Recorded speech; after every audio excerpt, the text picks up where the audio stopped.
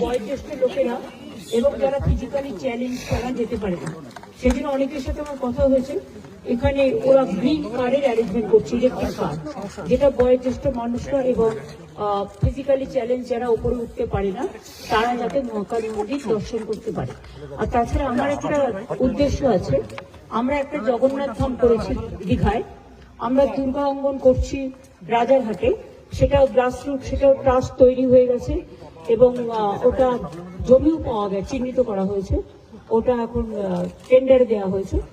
আর আর্কিটেকচারটা আমি দেখে নিয়েছি।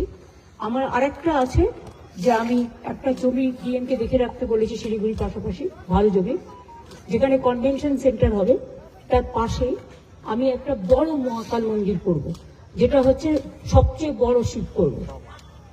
এটা করতে হয়তো টাইম লাগবে, আমাকে এটা ট্রাস্ট করতে হবে, তাদের দিয়ে করাতে হবে, বাট গভর্নমেন্ট আমরা ফুল কোঅপারেট করবো, জমিতে আমরা বিনা পয়সায় দেবো এবং নিজেরাই করবো, সবাইকে নিয়ে, প্রাইভেট পার্টিদের নিয়ে যারা ইন্টারেস্টেড।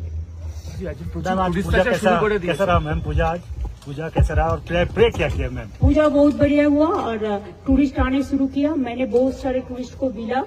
पहले फ्लड होने का बाद थोड़ा स्टॉप हो गया था, हम भी बहुत टूरिस्ट को निकाल के, हमारा जो एडमिनिस्ट्रेशन है डीएम एसपी मिलके पूरा लाइन डिपार्टमेंट के लेके प्राय 1500 टूरिस्ट को हम नीचा में ले गया। बाद बाकी और भी बहुत सारे टूरिस्ट अभी आ रहे हैं, बहुत सारे टूरिस्ट को मिला भी। और अभी तो दोनों रास्ता खुला है, एक 3 धारिया और एक पंखाबाड़ी, और रोहिणी हो जाएगा 15-20 दिन में। हम टूरिस्ट लोगों को आने के लिए रिक्वेस्ट करेंगे।